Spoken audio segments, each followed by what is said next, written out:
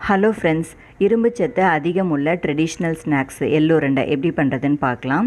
200 gram கருப்பு எள்ளு medium ஹீட்டில் நல்லா ட்ரை ரோஸ்ட் பண்ணி எடுத்துக்கோங்க. எள்ளு நல்லா வெடிக்கும், அது வரைக்கும் நல்லா ட்ரை ரோஸ்ட் பண்ணி எடுத்துக்கோங்க. வெள்ளை எள்ளை விட கருப்பு எள்ளில் தான் இரும்பு சத்து அதிகம். இந்த மேலே உள்ள கருப்பு தோலை ரிமூவ் பண்ணக்கூடாது. அதே அளவு வேர்க்கடலை நான் ஏற்கனவே வறுத்து தோல் நீக்கி எடுத்து வச்சுருக்கிறேன். இப்போ லைட்டாக சூடுபடுத்தி எடுத்துக்கிறேன். இது ரெண்டும் நல்லா ஆறட்டும். அதுக்கப்புறம் நமக்கு ராகி ரொட்டி வேணும். ராகி மாவில் கொஞ்சமாக உப்பு சேர்த்து தண்ணி விட்டு நல்லா பிசைஞ்சு இந்த மாதிரி அடை மாதிரி தட்டி எடுத்துக்கோங்க. 2 ரொட்டி இருந்தால் போதும். இந்த அளவுக்கு ரொட்டி சுடுறதுக்கு நெய் இல்லைன்னா நல்லெண்ணெய் யூஸ் பண்ணுங்கள், இல்லைனா வாசம் இல்லாத ஆயில் யூஸ் பண்ணுங்கள். கடலை எண்ணெய் யூஸ் பண்ணால் ஒரு மாதிரி வாசமாக இருக்கும்.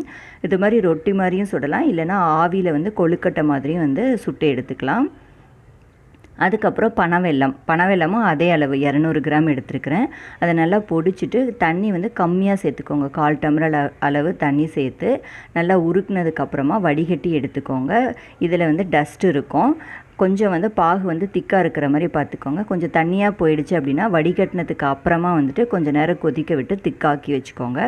இப்போது நம்ம செஞ்சு வச்சுருக்கிற எல்லா பொருளையும் மிக்சியில் போட்டு பல்ஸ் மோடில் விட்டு விட்டு அரைச்சிக்கோங்க. ஒரே அடியாக அரைச்சோம் அப்படின்னா இது எல்லாம் எண்ணெய் பொருளுங்கிறதுனால எண்ணெய் விட்டு வந்துடும், மிக்சியில் ஒட்டிக்கும். இப்போ எல்லாத்தையும் அரைச்சதுக்கப்புறமா நல்லா கலந்து விட்டுட்டு ஒரே அடியாக பாகு ஊற்றிடாதீங்க, கொஞ்சம் கொஞ்சமாக ஊற்றி மிக்ஸ் பண்ணிக்கோங்க. எவ்வளோ தேவைப்படுதோ அந்த அளவுக்கு ஊற்றி மிக்ஸ் பண்ணிக்கோங்க. இந்த அளவுக்கு 200 கிராம் வெல்லம் கரெக்டாக இருக்கும். நல்லா மிக்ஸ் பண்ணதுக்கப்புறம் கையில் நெய் இல்லைன்னா நல்லெண்ணெய் தடவி வேணுங்கிற அளவில் ஷேப் பண்ணி எடுத்துக்கோங்க. அவ்வளோதான் ரெடி. இதை ஏர்டைட் கண்டெய்னரில் போடாமல் நார்மல் சம்படத்தில் போட்டு வச்சுக்கோங்க.